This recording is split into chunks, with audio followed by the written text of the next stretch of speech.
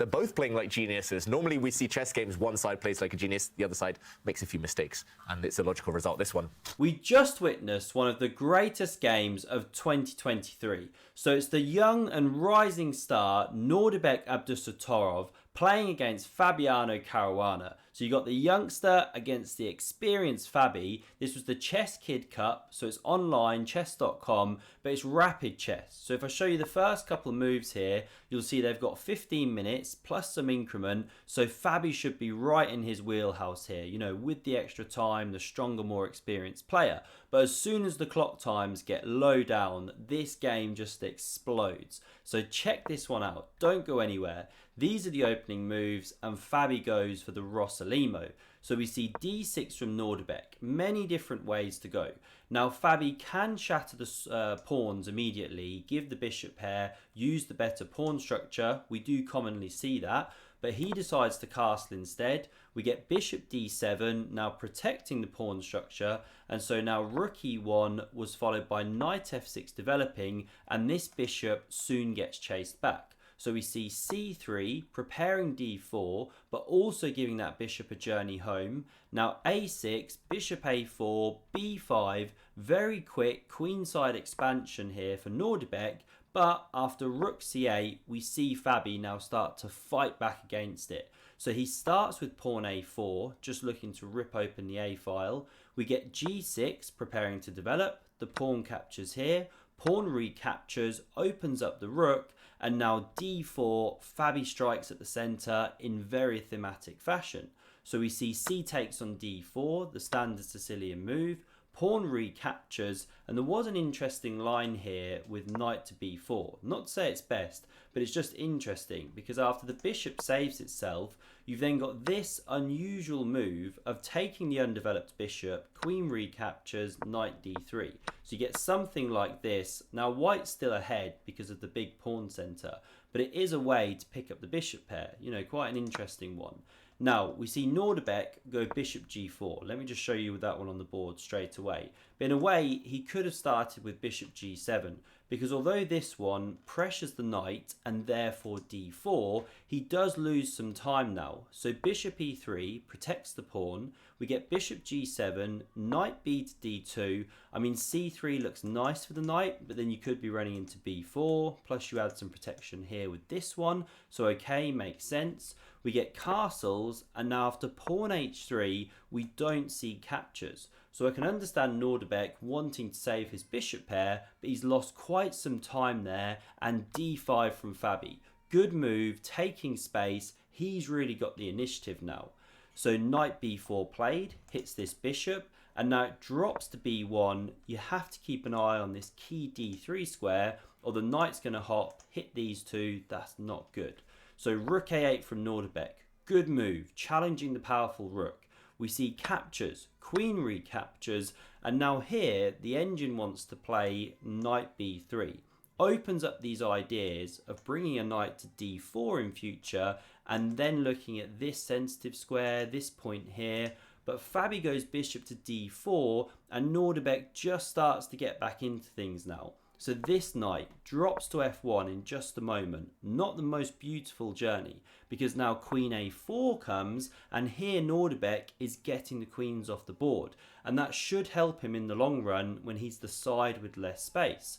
Now Fabi could have tried queen e2, but then there's knight c2 activating. Not simple. So he goes knight e3, covers this c2 square, also the c4 square, but Nordibek gets the queens off the board, rook recaptures, and he's not quite equalised, but he's helped his position over the last couple of moves, getting the queens off. And now the next move, not the most precise, bishop h6, but he is starting to build up a small edge on the clock. Now what's the idea? Chop the knight and get access to this c2 square for his own knight.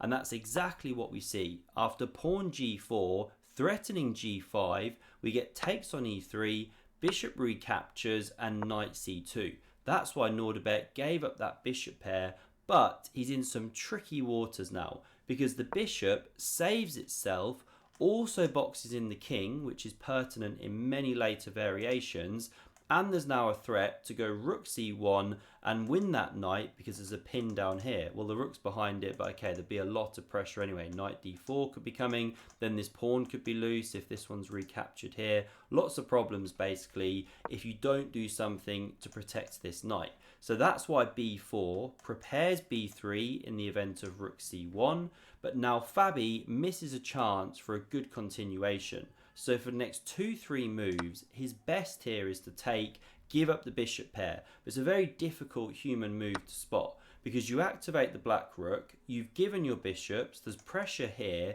but the whole idea is rook a1. And basically, because of the problems with the king position, this invasion, this kind of thing, is a lot more dangerous than the black counterplay. Plus you've got the knight coming to d4, everything like that. So this was technically the way to go. But what Fabi did, e5, looks so natural as well. So we see pawn takes, the knight recaptures, now bishop a4. And this is why the game is getting really messy now, because that bishop is eyeballing this rook. So when Fabi goes d6, still bishop takes was best, by the way, but okay, he's missed the whole idea. Well, now maybe he was expecting takes and his rook recaptures and he's doing okay. But this is just some star tactics from Nordibek. So he plays the move knight to a3, unleashing the bishop on the rook, even though he's putting the knight on a square where it can be taken. But the reason he's put it on a3 is so he attacks this bishop here. And technically best here was bishop to a2, but really hard move to find, giving an entire rook. The whole idea though is you crash through here, king h8, and now there's bishop e6. You hit this rook, it moves away. I mean, the whole thing is just crazy, computery chess. You know, this bishop a4 move covers the queening square. Then there's check, king goes, discovered check, blah, blah, blah. You know, the line goes on and on and on, and it gives it a bit better for white, but not loads. Really crazy stuff. I won't keep going with it. But there are 3 pieces on this square, so it's not like white is making a queen. Just a very complex variation. But okay, we didn't see bishop a2. Fabi played rook d4, so he's saving his rook but giving an entire piece. Now what's his idea? Well, d takes on e7 played, threatens rook d8 check, so we get knight e8 to stop that one, and now Fabi picks up a second pawn and hits this bishop. It saves itself. He slides the rook back, still looking to invade, but now rook c7 from Nordibek. Excellent move, because if rook d8, well, he's chopping here and defending his knight. And running back here, well, what if you try bishop g5, which Fabi didn't do? Well, then you're running into pawn f6. I mean, still the line goes on, very complicated, this kind of thing. But okay, black should be surviving, gives it level. But okay, black is what, a piece up, so in theory might have the long-term chances. Very complicated. Fabi didn't go for bishop g5. He went down like this, dropped the pawn, but then landed knight d7, looking for a monster check on f6. And look at his time now, he's under a minute. This is where Fabi really struggles in the shorter time controls. So knight f6 check threatened, pawn f5 makes room, so that after check, and you can't take of course, the knight is pinned, we get king f7, and now knight takes on h7. Fabi picks up another pawn. They're both playing like geniuses. Normally we see chess games, one side plays like a genius, the other side makes a few mistakes, and it's a logical result, this one. But this is the absolute best move of the game, in my opinion here. So Nordibek, low on the clock, looking for tactical shots, he finds the brilliant move of pawn to g5. That one can be captured in 2 different ways. Now we see it taken with the bishop. If you take with the knight with check, well then there's king g6. You hit 2 pieces, and when one of them goes, you know, knight f3 is best, you pick up the bishop. So instead, we see bishop captures, hitting the rook. But here's the plan. You check first, get the rook out of the way, and then pawn f4 is just a fantastic move. Opening up the bishop from c2 to hit that knight here. And if you play this check, as Fabi does, the king goes, and then try and save your knight with check, well, this is the problem. After knight captures, if you take with the bishop, then bishop e4 is creating this deadly, insane mating net, using this pawn that got pushed to f4, and you literally can't stop it. The only thing you can do is throw in checks, give away pieces to stave it off, and then you get mated. Literally nothing you can do. So it's no good trying to save this knight with knight f6 check. So Fabi takes the pawn on f4, drops this knight, and we now see the fact after the smoke's cleared that Nordibek is 2 minor pieces up for 4 pawns. But can he convert? So we see knight f6, hits the rook, it jumps away with a check, the king moves up, we get bishop e3, shutting this one out of the game, but now rook e2, hits the b pawn, this rook covers, knight d2, finally excavates that knight which was stuck on b1, the starting square of the white knight. We get rook b7 check, and now the king goes here, leaving the knight, leaving the bishop. Well, what are you doing after pawn g5? Removing the defender of this bishop. But again, Nordibek just so on top of the tactics. So he goes knight f1 check, and if king f3, well, here's the plan. You chop here with the rook, with check, and then bang.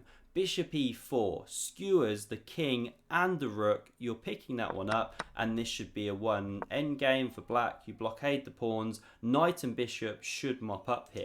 So what do we see Fabi do? King f4. We get knight takes on e3, pawn recaptures, and knight d7 saves the knight and blocks the attack of the rook on this bishop. So pawn h4 threatens to push on with those pawns. The bishop stops it. Pawn b4, Fabi gets the running. He's just on seconds here, of course.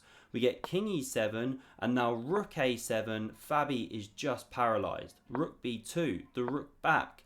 Bishop h5, just blocking those pawns some more. Pawn e4 from Fabi. King e6 steps up, breaks the pin on the knight. And now king e3, rook h2. This is where the mop-up job begins on the pawns. So rook a7 played, the pawn drops, rook a6 check, king e7, and this rook desperately slides over, looking for play, but check. The king goes, and now the exchange of rooks is offered. You don't want to do that. Again, knight and bishop should win out the day. So Fabi pushes this pawn, saying please take here, give me some play, and the computer here says black is still winning, but not as winning. So instead, Nordibek brings this rook over. Again, prepares to win the pawn. Can't push to b6. 2 are covering that square. So Fabi brings the king. Very natural. The rook drops. And after rook h7 check, king d6 check. Well, here we see resignation. The bishop blocks, counter check. And as soon as the king moves, it cannot stay with the pawn. Say king d4, the pawn drops. These pawns will soon be mopped up. Just fantastic technique from Nordibek, and just so in control of the tactics in this game. So this is the final position. What a player. Watch out for this young man who's already the world rapid champion in the past. I hope you enjoyed this one. Do subscribe to never miss a future video, and see another fantastic game. Check out the video on screen. Thanks very much for watching, and see you soon.